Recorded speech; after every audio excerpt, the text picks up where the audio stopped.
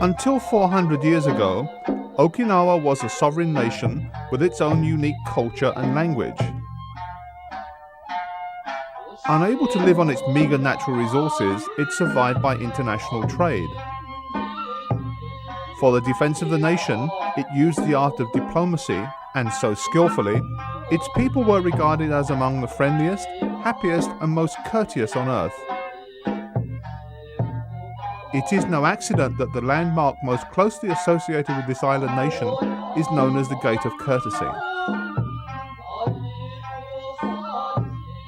The prevailing tropical winds brought trade to the island chain, making them a place for commerce between people of many nations.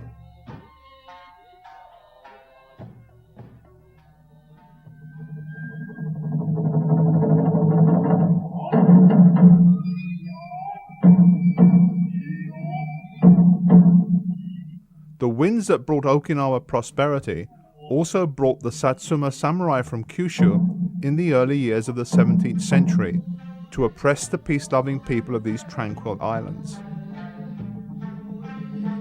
The colony of Okinawa, as it had become by the late 19th century, and its inhabitants were viewed by mainland Japanese as backward to the point of being primitive.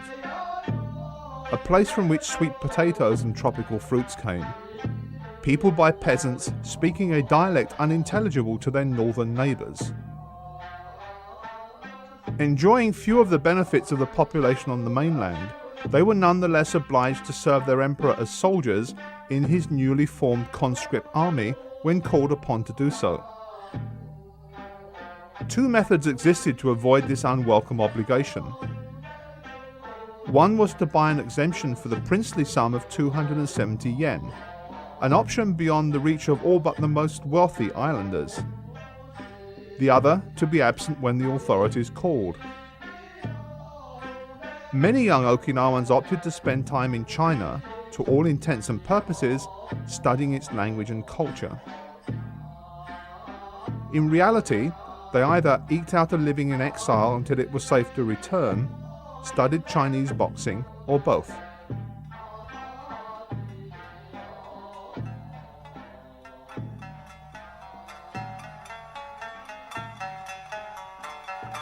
One such youth was Kambun Uechi, born on May 1, 1877, in the Izumi district of Motobu Township, Kunigami Province.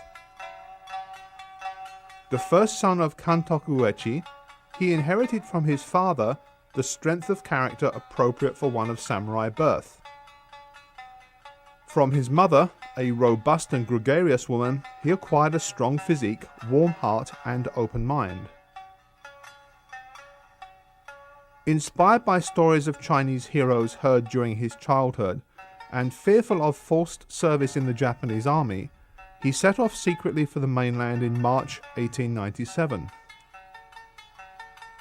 The 20-year-old country boy soon found himself alone in the vastness of China, unable to communicate, friendless, and alone.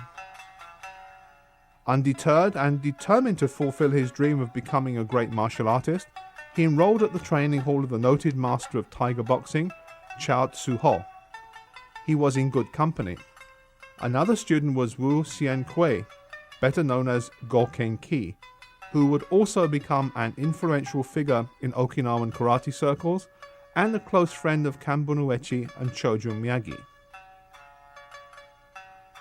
Master Chao was a traditional instructor who made initiates serve a period of apprenticeship before offering them serious tuition. This frustrated his young Okinawan student. Years later, Kambun Uechi would tell his son, "All I did for 3 years was sanshin." Very few students survive this test of patience. When I first began training, all I did was clean the training floor and the toilet area. and occasionally try to learn some of the movements by watching my seniors. After a while, students would see me going through my movements by myself and they would give me a little help, but the master would not give me any assistance.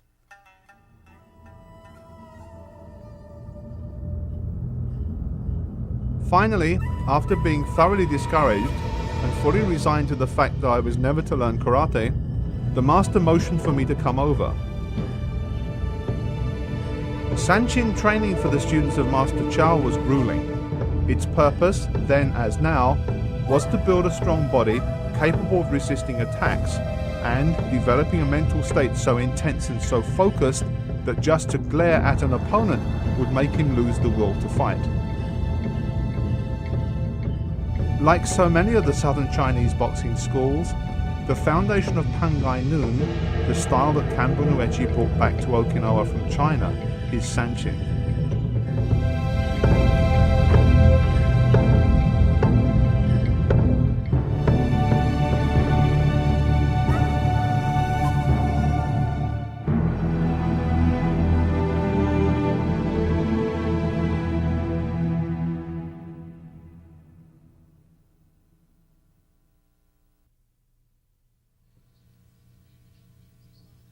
Kata. Sanchin. We cannot speak of Pangai Noon Karate without speaking of Sanchin. It is the bedrock upon which the style is built and, like all foundations, if it is weak, what it supports will crumble. From your first day of training until your last, Sanchin should be practiced with absolute commitment. Sanchin is, figuratively speaking, the great mountain that you must climb. When you finally reach the summit, the view you will behold will answer all your questions as to the true and inner meaning of the art. The breathing in Pangai Noon Sanchin is natural and smooth. Due to the tenseness of the muscles, it is shallow, up and down, rather than in and out. An opponent should not be able to comprehend your pattern of breathing or the vulnerable transitional period between inhalation and exhalation.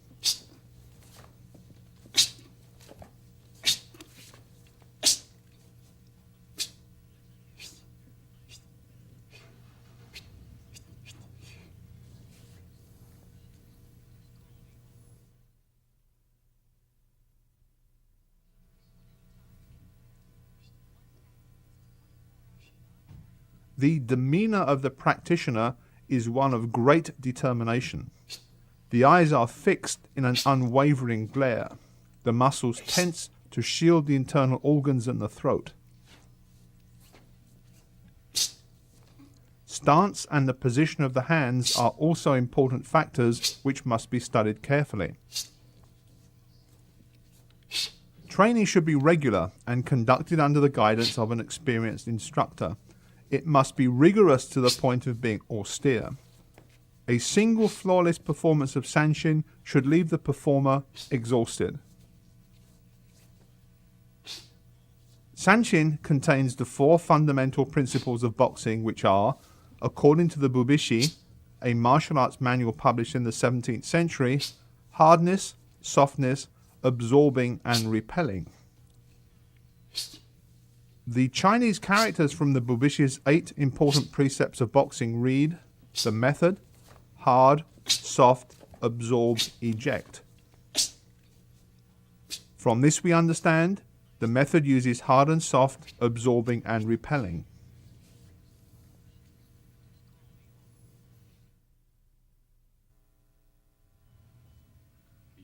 The many advantages that Sanchin offers the fighting man come only after long and dedicated training. Sanchin develops the focus, concentration, strength, and unique musculature that are the trademarks of Pangai Noon Karate, and its importance, therefore, cannot be overstated. However, it must be performed with absolute commitment if these benefits are to be felt. The progress of students is checked regularly by the senior instructor. The strength and concentration of trainees is tested by striking them as they perform sanshin. From the student's reaction to his blows, the instructor can determine what adjustments need to be made in their training regime.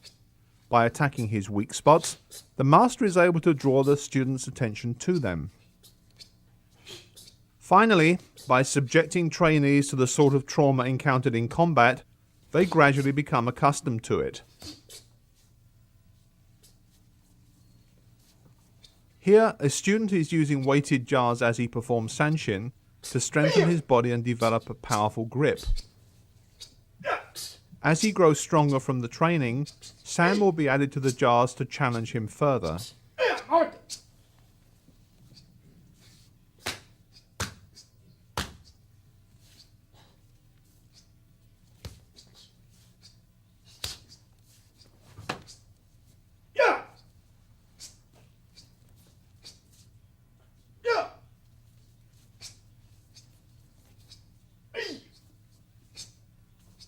Needless to say, this sort of testing requires great skill and experience on the part of the instructor, as the student's health and welfare are, quite literally, in his hands. The decision when, where and how to strike can only be made safely by the most experienced practitioners.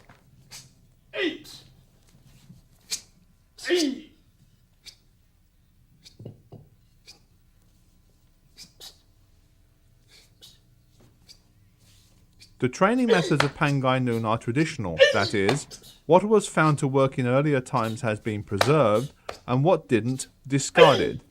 Clearly, it is a very practical style that offers much, while making great demands on those who study it.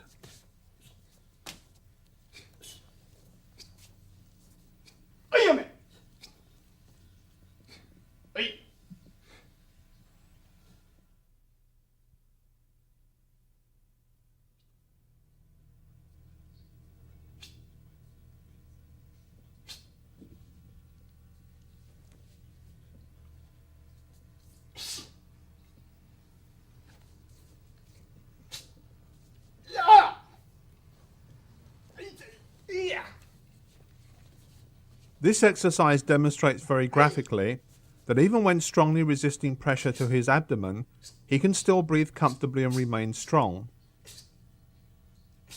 This ability results from the focus and muscle control developed by sanshin training.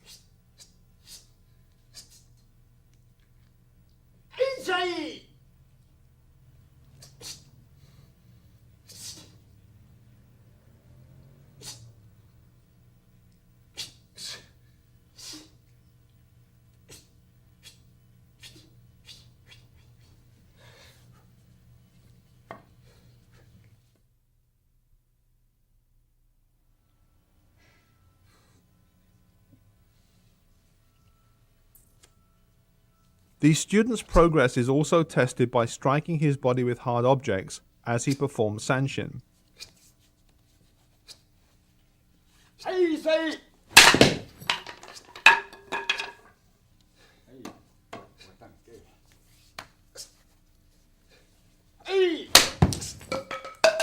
If he is thoroughly trained, he will not react significantly when struck, and hard objects will break easily on his unyielding body.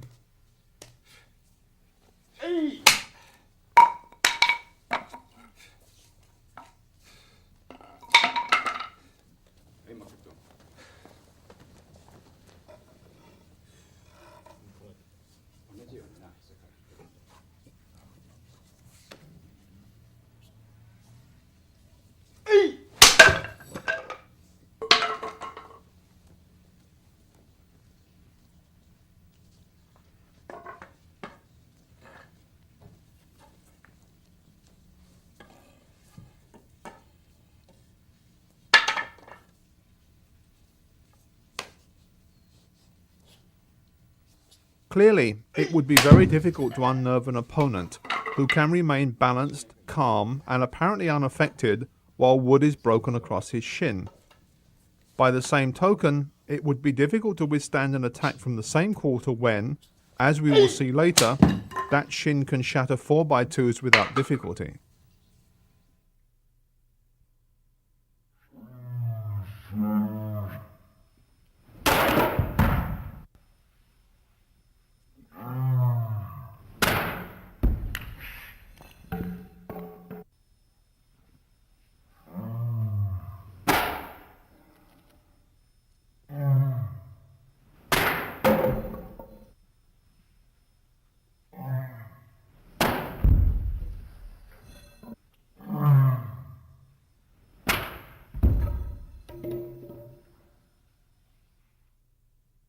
At the highest levels of ability, even lightly supported objects can be broken with ease using relatively weak areas of the body.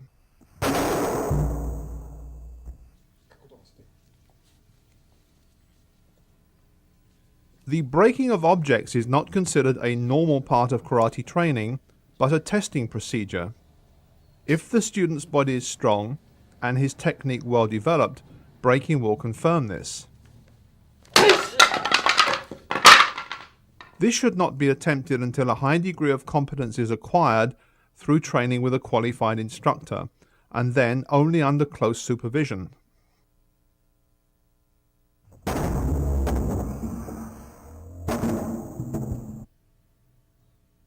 This ability to break hard objects does give an idea of the power of karate.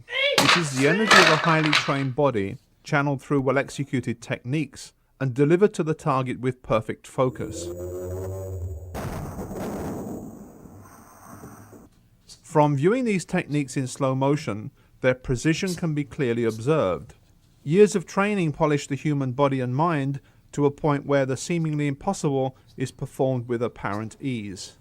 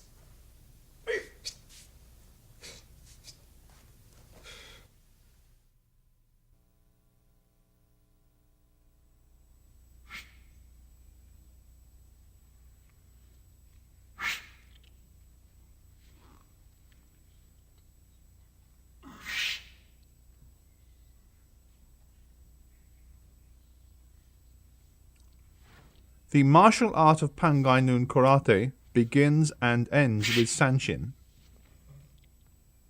It is the signature of the style, making its exponents easily identifiable by their physical appearance and fighting strategy.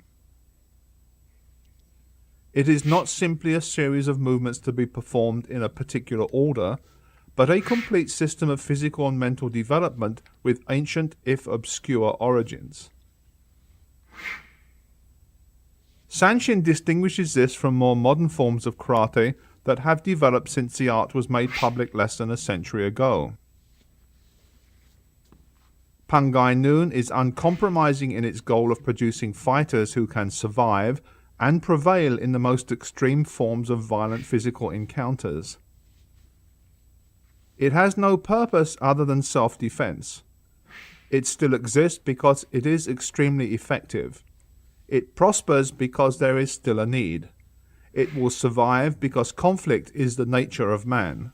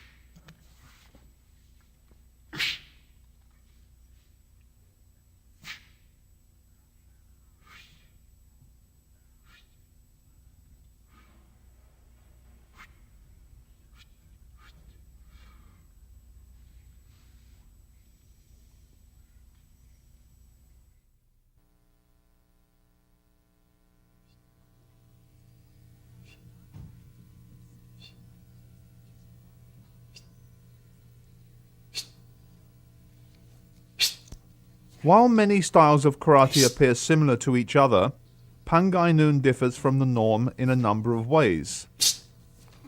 While it shares its emphasis on the practice of Sanshin kata with Goju Ryu, and with it forms a style group known as Nahate, its kata are different, as are a number of its techniques.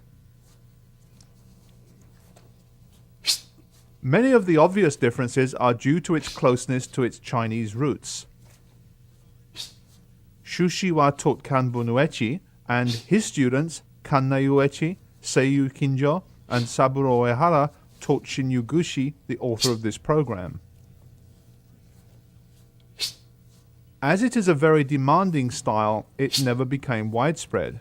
Therefore, the passage of 3 generations has made little impact upon the techniques the founder brought back from China almost a century ago.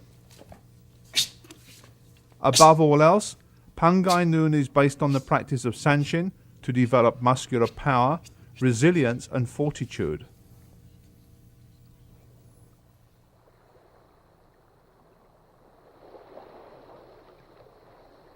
As generations of Pangai Noon practitioners know from their founder, all is in Sanshin.